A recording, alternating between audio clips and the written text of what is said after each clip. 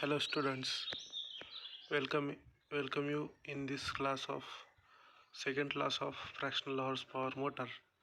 That is, in last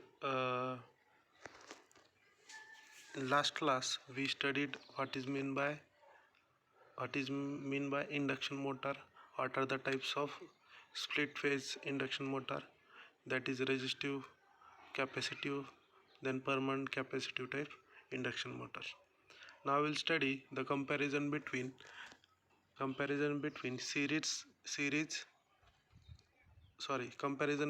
resistance split phase induction motor with capacitor start motor. As we know, in the resistance split phase induction motor, the winding design, first parameter is a winding design. The starting winding has a high resistance and relatively small reactance, while main winding has a low resistance and large reactance. म्हणजे resistive जे split phase motor होते त्याच्यामध्ये आपण दोन winding use केल्या होत्या, field winding use केल्या होत्या. त्याच्यामध्ये पहिली मेन वाइंडिंग होती, दुसरी ऑक्झिलरी वाइंडिंग होती. ऑक्झिलरी वाइंडिंग हे रेजिस्टिव्ह वाइंडिंग होती आणि मेन वाइंडिंग ही हायली इंडक्टिव्ह वाइंडिंग होती. त्यानंतर कॅपॅसिटरमध्ये starting winding and running winding are nearly identical in nature. कारण कॅपॅसिटर याच्यामध्ये दोन्ही जे मोटर्स आहेत, दोन्हीचे जे वाइंडिंग्स आहेत ते सेम कॅरेक्टरिस्टिक्स होते, नेचर होते. त्याच्यामध्ये आपण कॅपॅसिटर सिरीजमध्ये कनेक्ट केल्यामुळे ते आपल्याला या ठिकाणी करंट दोन्ही जे करंट फ्लो होणार आहेत दोन्ही वाइंडिंगमधून, ते करंटमध्ये फेज डिफरन्स क्रिएट होत होता. Then centrifugal switch will be present in a series resistance split phase induction motor, whereas in capacitor start motor it is present in capacitor start capacitor run motor, but it is absent in a capacitor start induction run motor. Then phase difference between two winding currents मधला जे phase difference आहे, करंटचा phase difference, एक main winding आणि दुसरी auxiliary winding, हे दोन्ही पण जे रोटर वाइंडिंग स्टेटर वाइंडिंगच आहे. स्टेटर वाइंडिंगमध्ये रोटरच्या वरच्या साईडला जे स्टेशनरी आहे, वरच्या साईडला जे स्टेशनरी आहे वाइंडिंग, त्याच्यामध्ये दोन वाइंडिंग आहेत, एक मेन वाइंडिंग आणि एक ऑक्झिलरी वाइंडिंग. त्या दोन्हीमधून जो करंट फ्लो व्हायला आहे त्याच्यामध्ये फेज डिफरन्स किती असतो बा? Resistance split phase motor induction मोटरमध्ये किती असतो? The current flowing in two windings have reasonable phase difference of about 25 to 30 degree phase difference. या दोन्ही करंटमध्ये फेज डिफरन्स किती राहतो? 25 to 30 डिग्री. म्हणजे एक करंट मेन वाइंडिंगमधला करंट हा लॅगिंगमध्ये असतो, ऑक्झिलरी वाइंडिंगमधला करंट लिडिंगमध्ये असतो. कारण ऑक्झिलरी वाइंडिंग जे आहे ते रेजिस्टिव्ह वाइंडिंग आहे आणि इंडक्टिव्ह वाइंडिंग जे आहे ते तुमची मेन वाइंडिंग आहे. Next, the current flowing in two windings have phase difference of 80 degree. Now 80 degree phase difference, why the phase difference 80 degree is created between these two currents? Because we connected a capacitor in series with the auxiliary winding. So the current flowing through the capacitor or auxiliary winding is in leading phase, and the current flowing through the inductive main winding is in lagging phase. So the phase difference between these two currents are very high. So the phase difference will be 80 degree, or phase difference is a 80 degree. Next, the starting torque parameter is a starting torque. As starting torque TS is smaller, or the starting torque is 1.5 to 2 times the full load. Starting torque म्हणजे सुरुवातीला जे speed of starting motor आहे ते या ठिकाणी कमी असते. कशामध्ये? Resistance split phase induction motor. Then the कॅपॅसिटीमध्ये बघा, the current flowing in the starting torque is much more than of a split phase motor. तर याच्यामध्ये स्टार्टिंग टॉर्क कॅपॅसिटिव्ह मोटरमध्ये जास्त राहतो. देन आता हे 4 पॉईंट तुम्हाला विचारतात. You can write any 4 points and you will get the 4 marks. This comparison will be asked for 4 marks, and for that you have to write 4 points, any 4 points. Then we will see the shaded pole induction motor. Now first of all we will see the construction of this induction motor. Here the induction shaded pole induction motor, here the outer body is a stator, the winding is a stator winding, and these are the two poles, that is shading poles. These are the shading poles. Figure shows the construction of a shaded pole induction motor. It has usual squirrel cage rotor. The construction जे आहे ते squirrel cage form मध्ये आहे. Every starter pole is divided into two parts. बघा हे जे pole आहे, हे तुमचं जे पोल आहे, हे जे दाखवलं आहे, हे पोल, हे तुमचं काय आहे, पोल आहे. हे पोल जे आहे तुमचं, त्या पोलला तुम्ही दोन पार्टमध्ये डिवाइड केलं. बघा पहिला पार्ट कोणता बघा. Every starter pole is divided into two parts by keeping a small slit in a pole face. या ठिकाणी हे पोल फेस जे आहे बघा, हे पोल फेस जे दाखवलं आहे, हे पोलचं फेस, त्याच्यामध्ये आपण स्मॉल स्लिट म्हणजे या ठिकाणी थोडा पार्ट आपण कट केला आहे, आणि हे कट करून या ठिकाणी जे रिमेनिंग या डायरेक्शनला आहे, या ठिकाणी आपण काय केलं आहे, एक कॉईल ह्याच्यामध्ये ॲड केली. आता हे कॉईल जे आहे ते शॉर्ट सर्किटेड कॉईल आहे, आणि हे कॉपर कॉईल राहणार, आणि ते याला कनेक्ट राहणार नाही, या स्टेटर वाइंडिंगला ते कनेक्ट राहणार नाही. ते फक्त या ठिकाणी शॉर्ट सर्किटेड एवढं ते स्लिट आहे कट केलेलं, आपण हे स्लिटपासून या साईडचा जे पोल आहे ते आपण या ठिकाणी बनवलेलं आहे. यालाच आपण शेडेड पोल म्हणतो. काय म्हणतो याला? Shaded pole. The small slit in the pole face and the smaller portion is covered with a thick short circuited copper wire. हे जे पोर्शन आहे याला आपण कॉपर वायरनं काय केलेलं आहे, कवर केलेलं आहे. तो शॉर्ट सर्किटेड कॉईल आहे. हे कॉईल काय आहे तुमचा? Short circuited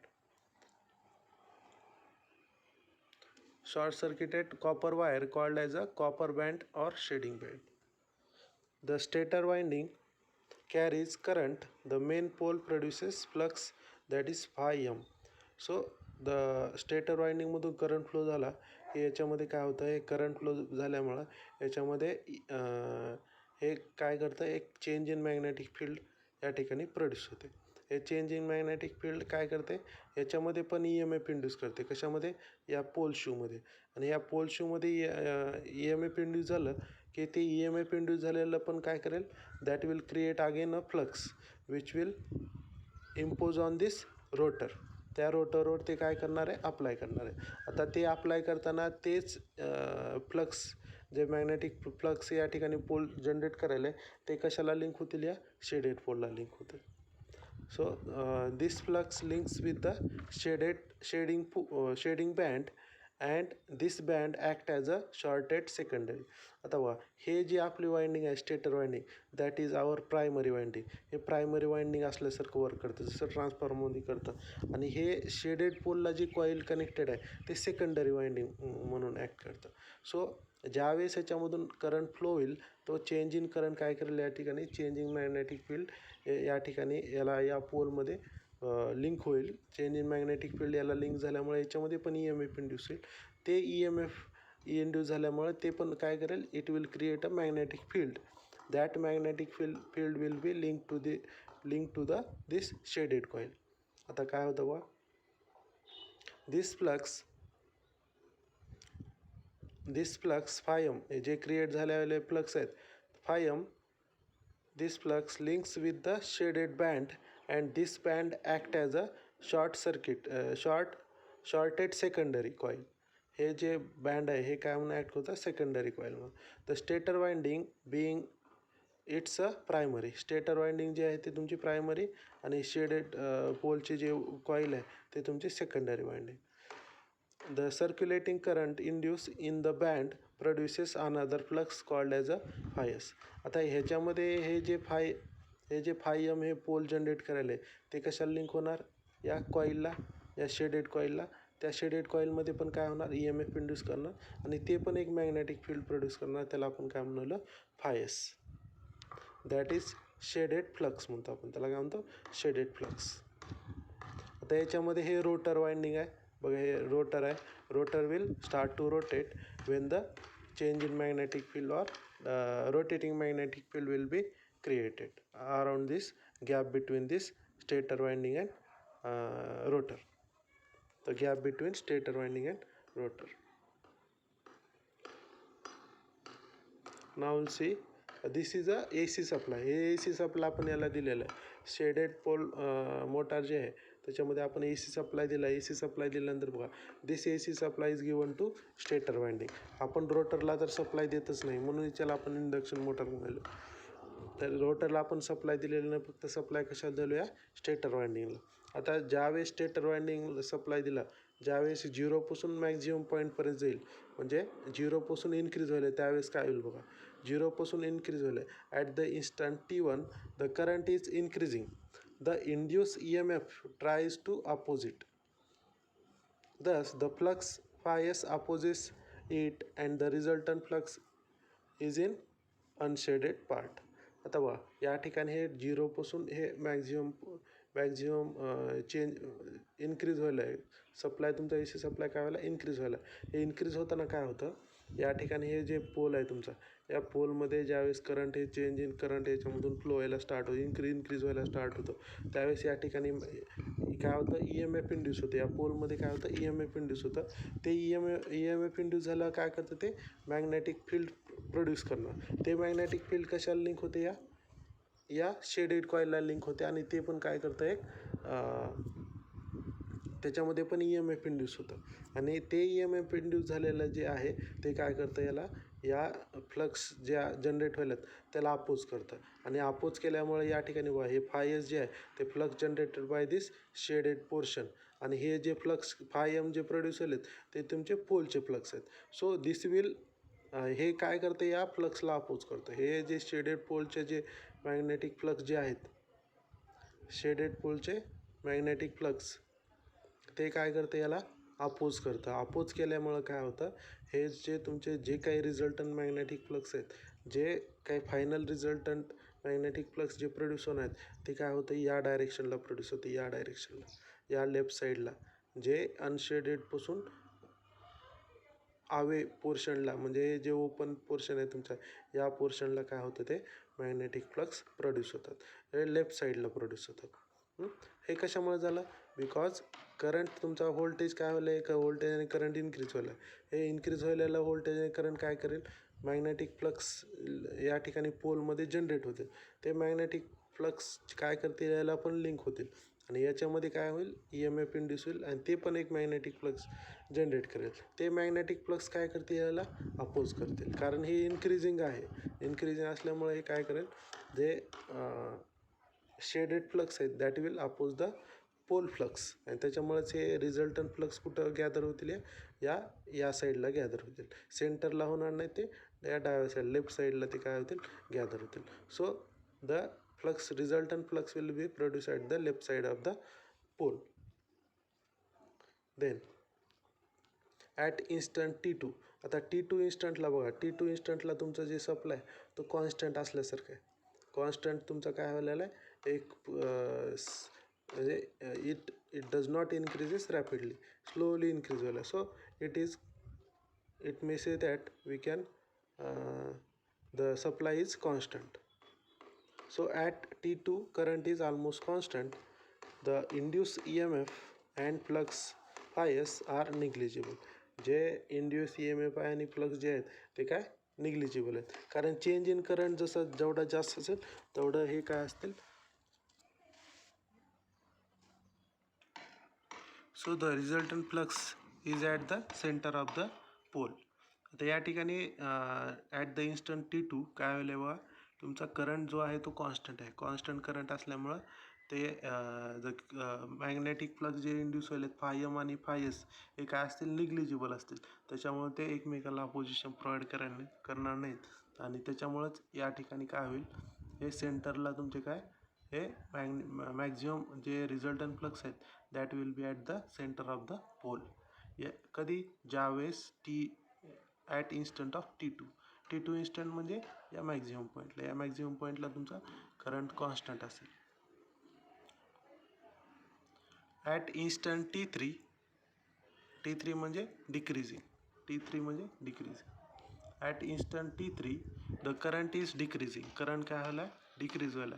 the induced current and flux phi S trying to oppose the decrease. आता या ठिकाणी काय करंट डिक्रीज व्हायल्यामुळे तुमचा रिझल्टंट फ्लक्स पण काय होतील डिक्रीज होतील. बट हे फायसचे जे फ्लक्स राहतील that will be more.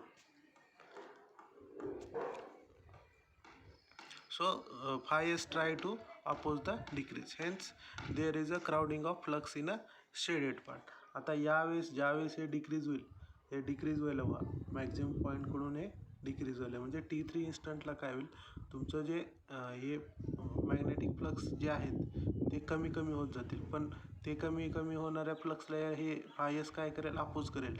And to oppose this magnetic flux phi M ते काय करेल it will generate more magnetic flux. त्याच्यामुळे तुमचा actually the resultant flux will be gather at the this shaded pole. ते काय करेल या शेडेड पोलमध्ये मॅक्झिमम मॅग्नेटिक फ्लक्स काय करेल या ठिकाणी प्रोड्यूस करेल. आणि त्याच्यामुळेच हे काय होईल तुमचं बा magnetic flux is shifting from left side to right side. आणि याच्यामुळेच काय होईल रोटेटिंग मॅग्नेटिक फ्लक्स या ठिकाणी काय होईल जनरेट होईल. रोटेटिंग मॅग्नेटिक फ्लक्स जनरेट झालं की आपला रोटर काय करतो, rotor will be self start, म्हणजे तुमचं motor will be is in self start condition. Hence there is a crowding of flux in shaded part. या ठिकाणी shaded part. Resultant flux lies in a shaded part, thus it moves further. This action continues and the resultant field rotates from unshaded part to shaded part. म्हणजे हे process continue होत राहते आणि तुमचा जो flux आहे ते अनशेडेड पार्ट करून कुठं मूव्ह होतात shaded part. Hence the rotor rotates in a same direction. The direction of a rotation cannot be reversed unless the position of a shaded ring is changed. आता तुम्हाला जर तुम्हाला change करायचं असेल, the direction change करायचं असेल तर तुम्हाला हे जे शेडेड पोलचं पोझिशन तुम्हाला या साईडला घेऊन जावं लागेल. म्हणजे हे तुमचं डायरेक्शन काय होईल रिव्हर्स होईल. So the position of this shaded pole has to be changed. आता हे राईट साईडला आहे, जर तुम्हाला याच्या रिव्हर्स करायचं असेल तर तुम्हाला हे रिव्हर्स डायरेक्शनला घ्यावं लागेल.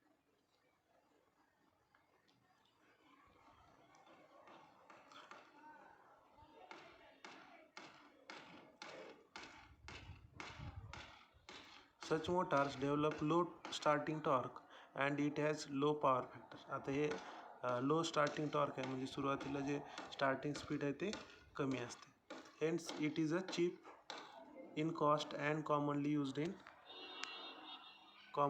In practice. ॲप्लिकेशन बघू. ॲडव्हान्टेज काय आहे चीप आणि simple construction. Disadvantage low starting torque, low power factor. Application table फॅनमध्ये आपण यूज करतो, ब्लोअर्समध्ये आपण ते हवा बाहेर टाकण्यासाठी आपण जे यूज करतो हवा बाहेर फेकण्यासाठी, धूळ वगैरे साफ करण्यासाठी जे आपण ब्लोअर्स यूज करतो त्यामध्ये, वॉशिंग मशीनमध्ये यूज करतो, रेफ्रिजरेटरमध्ये यूज करतो. देन टेपमध्ये पण आपण हे यूज करतो कारण त्या ठिकाणी टॉर्क तुमचं कमी लागतं सुरुवातीस torque. Then comparison of polyphase induction motor and single phase. Polyphase म्हणजे more than one phase, 3 phase, आणि सिंगल फेजमध्ये सिंगल. हे तुम्ही वाचून घ्या. नंबर ऑफ स्टेटर वाइंडिंग 3 फेजमध्ये 3 वाइंडिंग असणार, ह्याच्यामध्ये एकच वाइंडिंग राहणार. सेंट्रिफ्युगल स्विच ह्याच्यामध्ये यूज करत नाही आपण, ह्याच्यामध्ये यूज करतो. सप्लाय कोणता असो 3 फेज सिंगल फेज.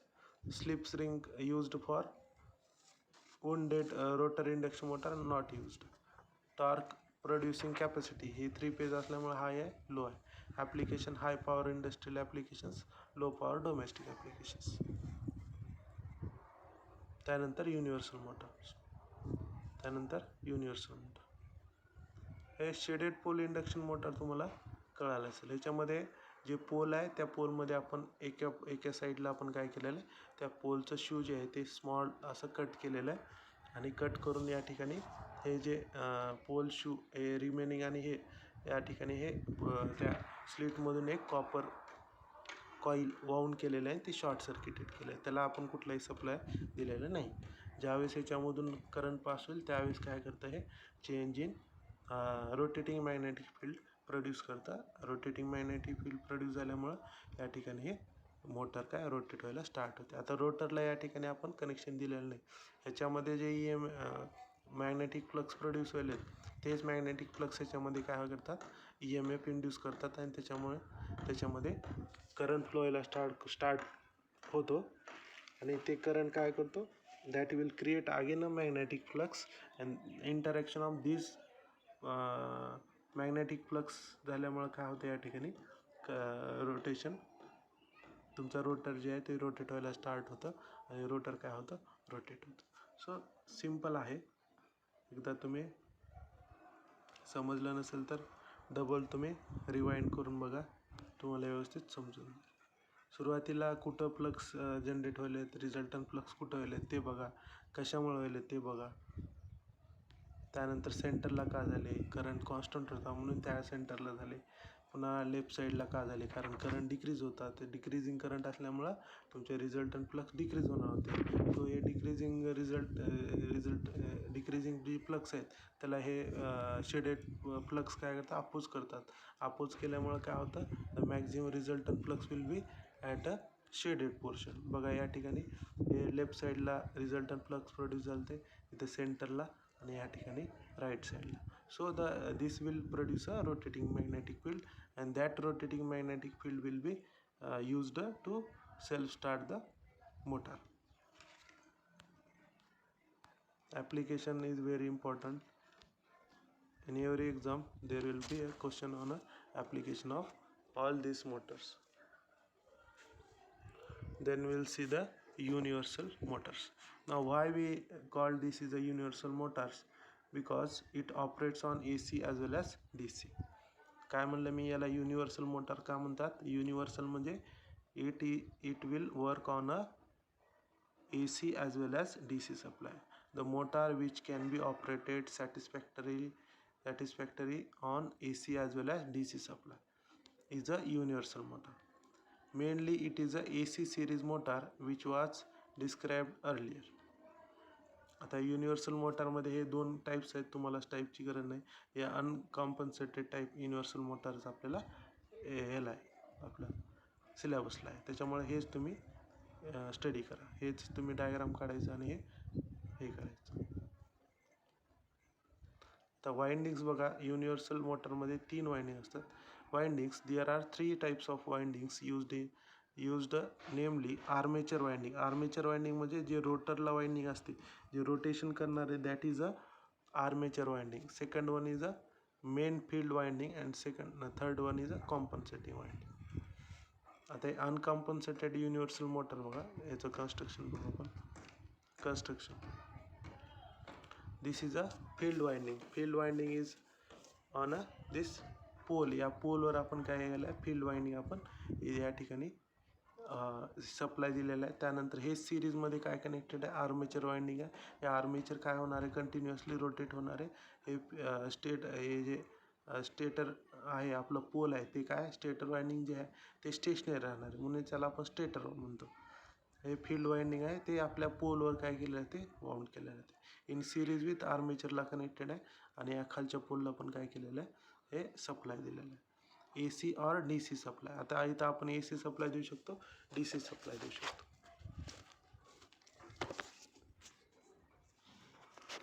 तर या ठिकाणी काय होतं बघा, the construction of a universal motor is as shown in figure. It is a and the second figure shows the torque speed characteristics as shown in figure. The field winding produces flux. It is a stationary winding. बघा हे field winding जे आहे ते काय करतं magnetic flux. It will create a magnetic flux. It is a stationary winding. हे काय तुमची this is a field winding is a stationary winding. Armature is a rotatory winding. हे आर्मेचर जे आहे ते रोटेटरी वाइंडिंग आहे. हे जे रोटेटरी वाइंडिंगला इथं कम्युटेटर यूज केले जातात. हे कम्युटेटर काय करतात हे सप्लाय तुम्हाला युनिफॉर्मली या आर्मेचर वाइंडिंगमधून फ्लो होत राहतो. अशी एक रिंग राहते, त्या रिंगवरून तुमचा हा जो पॉईंट असतो तो त्या कम्युटेटरला कनेक्ट असतो. That commutator will provide a AC to DC conversion. AC supply दिला तर ते AC टू DC करतं आणि DC दिला तर ते DC टू DC ठेवतं. So this is a commutator which is connected between the supply and armature winding. The motor produces high starting torque but their speed decreases with increase in a load. आता या ठिकाणी the working बघा कशी होते. हे तुमचं काय field winding आहे. तुम्ही ज्यावेळेस या ठिकाणी सप्लाय देतो, सप्लाय दिल्यानंतर काय होतं, हे पोल जे आहे तुमचं जे पोल आहे, हे pole will create a magnetic flux.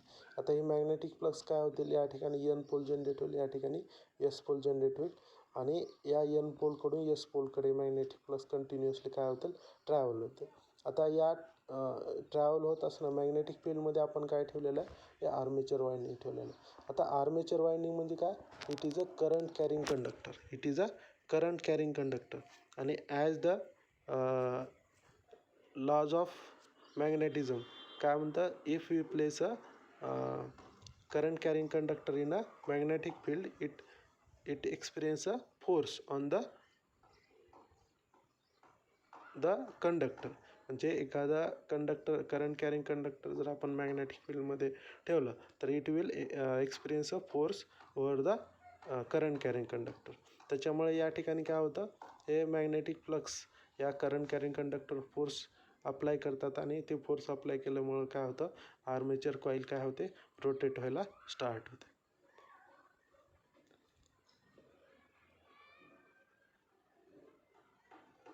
So the working is very simple. Supply जसं देताल तुम्ही, सप्लाय दिला की याच्यामधून मॅग्नेटिक फ्लक्स प्रोड्यूस होतील आणि ते मॅग्नेटिक फ्लक्स काय करतील, या करंट कॅरिंग कंडक्टर जे आर्मेचर कॉईल आहे त्याच्यामधून जो करंट फ्लो होईल आहे त्याच्यावर काय करतील, फोर्स एक्झर्ट करतील आणि ते फोर्स एक्झर्ट झाल्यामुळे हे आर्मेचर कॉईल काय होईल, रोटेट व्हायला स्टार्ट होईल. It start to rotate and due to that the motor will start to run. The initial torque produced by the motor is very high, but it decreases with increase in load. Their speed regulation is not very good. हे तुम्हाला दाखवलं, सुरुवातीला speed जास्त असते पण जसा load देतील तर स्पीड काय होत जाते, कमी होत जाते. DC सप्लायसाठी, AC सप्लायसाठी.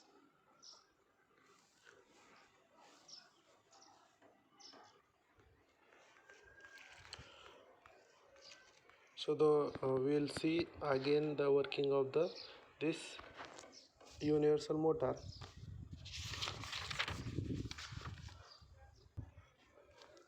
So when a current carrying conductor is placed in a magnetic field, it experience a force. हे जे आर्मेचर कॉईल आहे, it is a current carrying conductor and the field winding will be producing a magnetic flux through this pole. आता पोलमध्ये N pole तयार होईल आणि S pole तयार होईल. अप्पर साईडला एन पोल तयार होईल, लोअर साईडला एस पोल तयार होईल as per the supply. So it will create a magnetic flux and this magnetic flux will be the armature coil is placed in this magnetic flux. हे जे magnetic flux produce करायला आहेत त्याच्यामध्ये आपण काय ठेवलेलं आहे, आर्मेचर ठेवलं आहे. So armature is a current carrying conductor. Armature जे आहे ते करंट कॅरिंग कंडक्टर आहे. So due to the force exerted on it when the armature winding is placed in a magnetic field, it start to rotating and the armature start rotating. The direction of rotation depends on the direction of a magnetic field produced by the field winding as well as the direction of a magnetic field produced by the armature. So in this way we can understand the working of this universal motor. Universal motor का म्हणतात त्याला, because it operates on a AC as well as DC supply. इथं दाखवलं आहे सुरुवातीला AC and DC supply. I will see the advantages of universal motor. Simple construction, low cost, small size. They can be operated on AC as well as DC. This is the biggest advantage of a universal motor. Then high starting torque. Disadvantage, poor speed regulation. they are fractional horsepower motor and the construction of a compensated universal motor is complicated.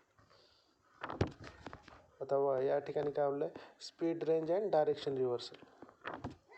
The direction आपण reverse करू शकतो. How will change the direction of a universal motor. So the direction of reversal is achieved by reversing the connection of either the armature or field winding. आपल्याला जर याचं हे change करायचं असेल, कारण डायरेक्शन चेंज करायचं असेल तर आपल्याला आर्मेचर वाइंडिंगचे कनेक्शन चेंज करावं लागतील. मग हे अप्पर कुठं कनेक्ट करावं लागेल, या साईडला कनेक्ट करावं लागेल आणि हे या साईडला कनेक्ट करावं लागेल. मग ॲटोमॅटिक काय होईल, तुमचं हे रिव्हर्स होईल. So you have to change the connection of armature winding or field winding. इथं म्हणलं आहे the direction of the reversal is achieved by the reversing the connection of either armature or field winding. Field वाइंडिंगचे तर connection reverse करा किंवा armature वाइंडिंगचे तर connection reverse करा, जेणेकरून दोन्हीपैकी एक रिव्हर्स केलं तर तुमचा डायरेक्शन ऑफ रोटेशन जे काय चेंज होईल. सुरुवातीला अँटी क्लॉकवाईजमध्ये असेल तर पुन्हा डायरेक्शन आपण जर आर्मेचर वाइंडिंगचं कनेक्शन चेंज केलं तर ते पुन्हा clockwise डायरेक्शनमध्ये. Then application is very important. Application of universal motor. Washing machine, food processors, mixers and grinders, small drilling machines, vacuum cleaners, sewing machines, hair dryers and electric shavers. So these are the applications of a universal motors. A compulsory तुम्हाला universal motor will be asked in MSBT exam. Then shaded pole will be maximum times any of these two question will be asked in a MSBT exam. Then the comparison is also important. Polyphase and single phase, and previous one is a resistor split phase induction motor and capacitor start induction motor.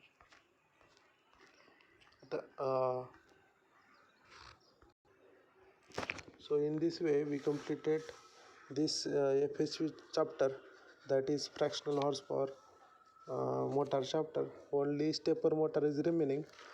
I will share a video for stepper motor. You can study that and prepare for exam.